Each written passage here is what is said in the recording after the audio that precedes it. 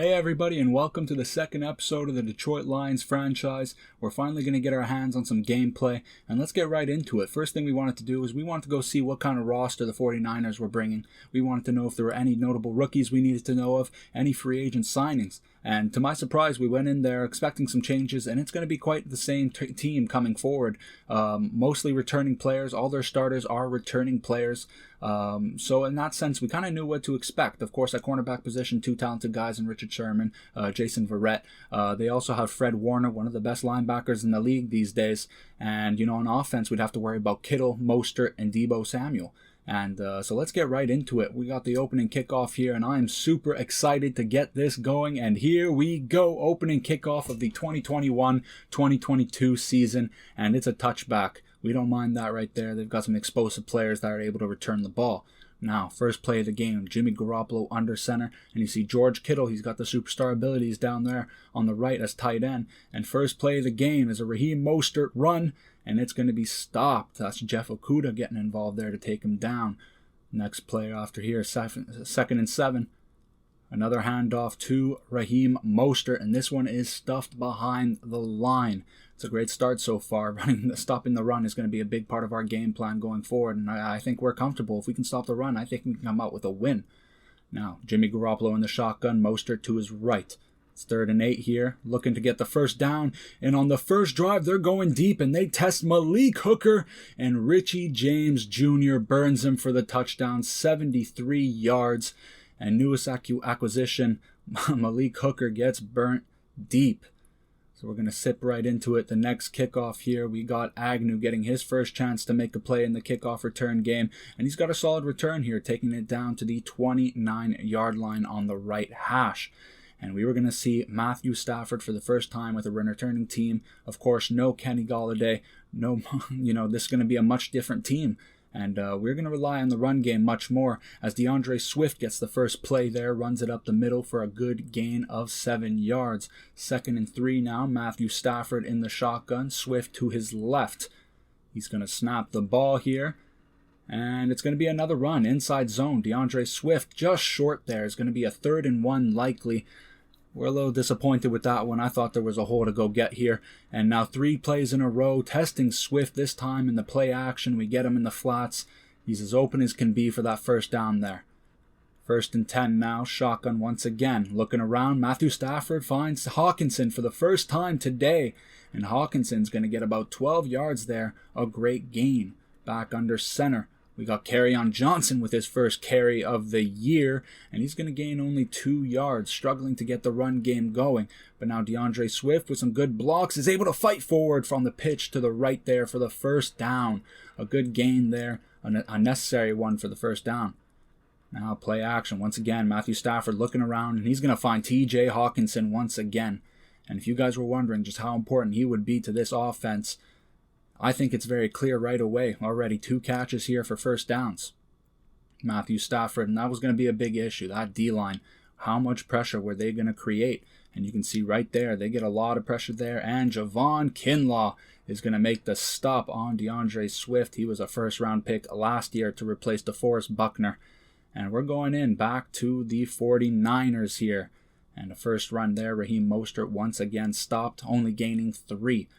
It's a large point of emphasis for us this game. And Jeff Okudah makes a big play on the hook route there. It's awesome to see him healthy and making plays like that. Those are plays that you didn't really see in last gen. And I think it's just much smoother now in next gen. And seeing Jeff Okudah go out there to make plays is awesome, as Agnew gets an amazing punt return to put us in great field position. And Matthew Stafford's going to get to come out for his second drive here. Out in shotgun, Swift to his right. Looking around, and he's got TJ Hawkinson for an easy first down in the middle. Just a little button route over the center, and he gets open there as they find the hole in the zone. Matthew Stafford, 2nd and 9 now, rolling out. What does he find? He's rolling out. There's nobody open. He makes a dangerous throw back to the middle of the field.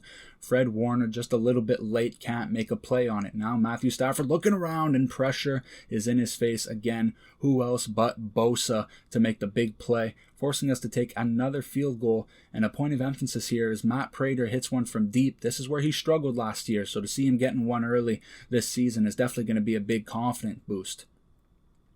We see Raheem Mostert back down to the middle. We get the stop there, and now in an empty set, Jimmy Garoppolo in the shotgun, looking around. What does he find? He finds a guy under. That's Richie James Jr., who scored the touchdown earlier, who gets a big first down there. Just a great route to create separation with Coleman in coverage, and he's going to be able to get open down the middle.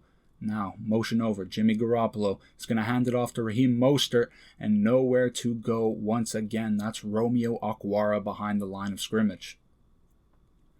Mostert off to the right, shotgun formation. Jimmy Garoppolo backing out. Blitz is being sent, and he's sending it deep once again. And Richie James Jr. gets open, but Jimmy Garoppolo just can't keep it in bounds. And a notable thing I really wanted to see there is actually they marked it in bounds. So, of course, Detroit's going to challenge it. I thought this was an obvious call, but as the ref saw it, it was not. And unfortunately, we do not get the best angle here with those cameras. Perhaps this one will be better. And no, you cannot track the feet, but just it's awesome to see that the next gen quarterbacks are taking shots downfield, something you didn't see in last gen or even in Madden 20 is when you play. These quarterbacks just never tested the ball deep, so it's awesome to see that this is something that they've added and that they've improved on. Now back in an empty set, shotgun, going deep once again and unable to keep it in bounds for Raheem Mostert out wide. Matthew Stafford back under center. DeAndre Swift, it's a play action. Looking around, and it's Nick Bosa once again. He is being an absolute menace here early on. As we go, 2nd and 10 now. DeAndre Swift up the middle. Not too much yards to get there, but it's a gain of 4 nonetheless. And Matthew Stafford once again, shotgun, and he throws this one after being hit. And this one goes out. We're lucky it's not an interception. Back on offense now, the 49ers, Jimmy Garoppolo, Raheem Mostert to his right. He's looking around, and who else but Danny Shelton to get the sack. And we were a little worried about Danny Shelton. How will he adjust to a 4-3? And out of anybody I expected to go get a sack on this D-line, it was not Danny Shelton, but it was awesome to see as Romeo Okwara gets pressure there, but he's going to find Brandon Ayuk, young receiver there, for a small gain. Of course, it's not going to be enough on 3rd down, so we're back on offense, and Swift with a big physical run for a gain of 10 and a first down. Matthew Stafford now dropping back, looking around, and TJ Hawkinson once again on that crosser route. He's just been phenomenal so far here today. Already 3 big catches, and now DeAndre Swift stuck short. It's going to be a 3rd and 1. Matthew Stafford under center, and Kerryon Johnson is going to push through for a gain of about 3 or 4. That was an awesome first down to get there. We needed that as we have been stalled out on offense since. And Matthew Stafford is going to throw the interception up the middle. It's Dre Greenlaw, and he goes ahead and takes it all the way. Stafford putting in the effort to go and make the tackle, but he just got confused up the middle. He had 2 receivers crossing over, but Dre Greenlaw just sat in between of both receivers. Back on offense, Matthew Stafford looking around and almost intercepted again. You saw the inaccurate on that throw on the bottom of the screen, and that's just something we're probably going to have to get used to with his regression. Unfortunately, in Madden, that's just how it works, and almost intercepted. We almost pay for it. Sammy Watkins getting his first catch there is able to get about 9 yards, and Rodney Foreman, ladies and gentlemen, on the corner route. He's using his big size, and we absolutely love it. That's a big catch. That's just something he's going to be able to bring to our offense this season and hopefully for the foreseeable future. Now, DeAndre Swift up the middle, gains 7 yards, and on 2nd and 3, we're going to pitch it out wide, and absolutely nowhere to go for Kerryon Johnson as the whole entire defense collapses, and Jaquiski Tart goes ahead and makes the big tackle. Motioning over by Foreman under center, we get Foreman once again with Jason Verrett in coverage. A little first down route right there. Back under center, Kerryon Johnson gets a hole, and he's going to get through Ward and almost gets into the end zone. He's down at the 2-yard line with 39 seconds left before half. A great carry there, but we want to finish off with a touchdown and get strong here. And Kerryon Johnson trying to give him the ball so he can finish off his drive, but he's going to be stuck for a loss of 2, and the defense stands tall as now Sammy Watkins on the little RPO is going to be stood up. That's Jason Verrett who's able to push him back, and now back under center, 3rd and goal. Kerryon Johnson finally makes it in with 8 seconds left in the half, untouched. It would have been a shame if we didn't get that drive in. And of course, under center, Jimmy Garoppolo right before half is going to take a knee. Now we receive the ball at half. Matthew Stafford in shotgun hands it to Swift. It's going to be a little bit of a gain of about 3 yards. And now back under center. Matthew Stafford trying to go deep, and who else but Brashad Perriman as he fits it into that tight gap right there, and just a great catch for 24 yards. And let's review this one. This was absolutely beautiful, and that's what you get when you have a quarterback with such a strong arm like Matthew Stafford, the opportunity to go ahead and make plays like that and fit it into those tight gaps. Now DeAndre Swift under center is going to pick up about 10 yards once again, and we're going to be blessed with another 1st and 10 opportunity. And DeAndre Swift already at 50 yards, and we just entered half. And now DeAndre Swift finding him again in the passing game, and we love that he's able to break tackles, but not much more there as Fred Warner eventually chases him down in the shotgun. Now looking around, Matthew Stafford is sacked, and that's Javon Kinlaw making once again another big play. Matthew Stafford back out, looking around. He's going to dump it short to Brashad Perriman, but that's not going to be enough to get the first down. We are going to be in a 4th and 3 opportunity and have no choice but to punt. Jimmy Garoppolo under center now. He's going to hand it off. It's going to be a stretch to the right, and Raheem Mostert is going to get stood up by Tavai, unable to get more than 3 yards. A great play right there by the defense, as our goal is to stop this offense from running the ball. But of course, George Kittle gets open on the crossing route there. Malik Hooker was the man covering him. And we talked about it earlier in the off-season stage of this in the first episode, is Malik Hooker is going to be tested with his coverage right away. That's going to be his next big step as a player. We know he can hit hard. We know he can tackle. But can he take that next big step in coverage? And Raheem Mostert there, a little handoff to the left, unable to get much once again. Defense looking very stout up front. Now, Jimmy Garoppolo back under shotgun, and he's going to find George Kittle down the middle. That's just an easy reception, kind of what we had with Hawkinson, where you just do a little button route over the center, and with the zones right there, the linebackers don't push it quickly enough. Now motioning over, it's going to be Deebo Samuel, but it's a handoff to Raheem Mostert, and the defense does not fall for it. Jeff Okudah makes another big play in the run game. Jimmy Garoppolo looking around, and Jeff Okudah. That's twice now in this series that he's made a play to remember, and that's his 2nd time that he knocks down a hook, and we love to see it. Little screen route here. It's going to be Mostert, and there is Malik Hooker. We talked about his ability to tackle, and he shows it off right there as he puts an absolute lick on Mostert. Now in shotgun, Jimmy Garoppolo looking around. He's going to go down the middle, and he's got nothing there as Jamie Collins punches it out. Back into shotgun, empty set, looking around, and he's got George Kittle once again on that little button route. You can see me getting them confused there. I don't know if that's necessarily fair to do yet. I don't think Hawkinson has reached that level yet. But a little run here to Mostert on the left. He's going to gain about 4. 2nd and 6, once again handing it off. This is not Mostert, but he's going to be stopped behind the first down marker, and it's going to be a 3rd and 3. And as he dumps it off, and this was absolutely a lucky break as the guy was open crossing. As we review this here, it looks like he just hits it off the helmet of Richburg there. And we get a lucky break there because the receiver is open. But if we look at it very closely here, yep, Richburg just gets backed up into the play. Deshaun Hand, what a play right there as he's able to push him back into the quarterback. That's what you want from your defensive tackles. Now Swift on the screen breaks a tackle, and he's able to make sure that we don't get a huge loss. It's going to be once again 2nd and 9, only gaining 1 yard. We're going to count our blessings here when we backed up. T.J. Hawkinson now on another crosser route. This one's going to the other side of the field. And a gain of a 1st down. Play action here. Matthew Stafford rolling out, and it's going to be D. Ford, a sack specialist, one of the better defensive linemen on this team. A guy who can absolutely be a menace to the quarterback. And as we roll out, Matthew Stafford gets sacked. Now he rolls out again after pressure, just dumping it off to Brashad Perriman, who was 2nd and 23.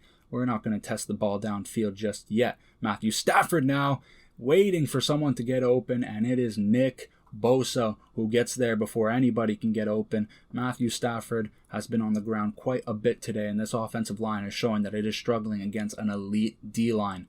Deebo Samuel returning, and Coleman is able to take him down, and it's fumbled. Jarrett Davis is running it into the end zone, but there's a very good chance that this will be going under review.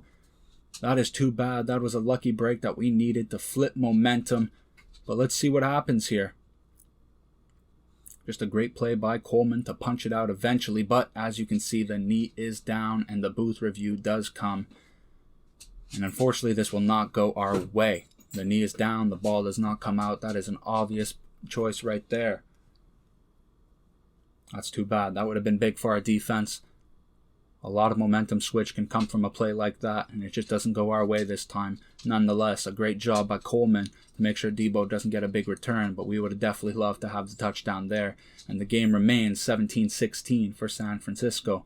Now, under center, he's going to hand it off to Raheem Mostert, and 11 rushes for 23 yards. We have been absolutely phenomenal when it comes to stopping the run. In shotgun, Mostert to the left, he's blocking. Jimmy Garoppolo looking around, and eventually he's just going to throw it out of bounds. Nothing gets open. I thought Kittle had a little bit of a hole there, but maybe not comfortable making that throw. And once again, this time pressure comes through. That is a coverage. That's a coverage sack right there. I mean, it's not a sack, but the coverage was phenomenal. And it's Mitch Klein who's able to make the stop on the quarterback. No, that's Deshaun Hant. Great play nonetheless. The coverage forces an incomplete pass. Now looking around, trying to dump it off to Rodney Foreman, trying to get the ball into our playmakers' hands as we are down. Unfortunately, only gains 2 before going out of bounds. Matthew Stafford now looking around, and he's going deep for who else but Rodney Foreman, but Jason Verrett makes the great play. I never thought I'd say this, but there's another interception by Dre Greenlaw. But when it comes to that deep pass, I didn't think I'd ever say Matthew Stafford just lacked the arm strength. And on the play after that, he throws the interception to Dre Greenlaw for his second interception of the game, as he was once again looking for that little button route from TJ Hawkinson. And now on 2nd and 10, on the next drive after the interception, Jimmy Garoppolo throws it out of bounds. A little bit of a motion from Debo in shotgun now. And he's going to dump this one off. And Jeff Okudah can't make the tackle. A great move by Debo Samuel. And Malik Hooker finally able to wrestle him down. That is a great gain for the young receiver who has an immense amount of potential. He's going to be a big name for San Francisco for years to come. And another run here. We have done a great job. You can see Mitch Klein getting involved there. Back under center, hands it off again, and Raheem Mostert nowhere to go as Big Sheldon makes the stop. And it's going to be a 3rd and 3 here, and this is going to be a tight angle throw. No choice here. He's going to throw it, and Malik Hooker, the closest man to Debo Samuel, just unable to track down that corner route, and Debo gets himself a touchdown. And it is now 2 or 3 times where Malik Hooker has been tested, and big plays have come from his coverage ability, or lack of coverage ability. We come back down now. 24-16, first down. We hand it off to Swift. It's going to be 2nd and inches.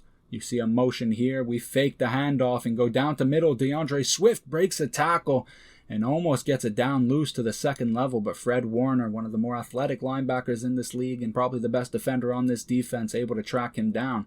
Now we get the crossing route to TJ Hawkinson, and he's going to be able to break a tackle for the first down. He has been an amazing weapon for Matthew Stafford this year, and a big part of what we're trying to do as we try and hit Sammy Watkins up in the seam. We have yet to really make a splash play with Sammy Watkins, and we won't be able to do it there. Rashad Perriman on the little drag route there with his speed is able to get the first down.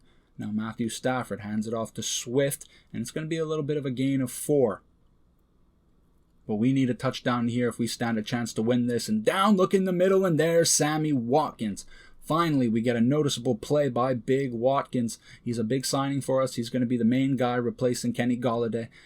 He was the one who was meant to replace him. And handing it off to Swift, he gets in, but there is a flag on the field. And doing his little dance with Ragnow, unfortunately, very likely to be going back, as this is probably a holding. And it is. They call the holding there, and we're going to be going back 10. And, of course, no touchdown. We're going to hand it off to Swift anyway. He did just have a good carry, but he's going to be taken down after the gain of 4. 2nd and goal now. Looking around. Stafford dumping it off to Sammy Watkins, hoping that he can turn it upfield. He cannot, but once again, Stafford gets pressured.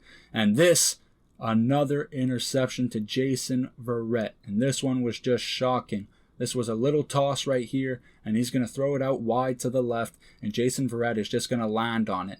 And that might just seal the game with only a minute left. That was a very important touchdown under 2 minutes, and we were unable to get to perform. And now Mostert out wide with another stretch route, and he's got speed, and if Malik Hooker cannot get him, finally Mostert gets that big run he's been looking for all day. We have done a great job defending against him, but on this case right here, Raheem Mostert just takes it to the house, And he's just one of those players. When he gets to that second level, there is no stopping him. As we can see the replay here, he just gets to the corner, turns upfield, and Malik Hooker just does not have the angle as he hits a 22-mile-per-hour ball speed right there. Matthew Stafford back on offense, just trying to make a big play, and we get Perriman deep with, I believe that is Sherman covering him. It's awesome to see a play on him. Now we got Rodney Foreman on the slant RPO there. We're using our timeouts. We want to come out with something, come out with a little bit of pride, and we just need to get this offense going. That's going to be the important part. Lots of changes, and if we can make some plays right here, it'd be great to have going forward into next week. Just a little bit of momentum. We find Sammy Watkins on the drag route eventually, and Matthew Stafford taking a shot for Perriman, and once again deflected by Jason Verrett, who just continues to make plays here today.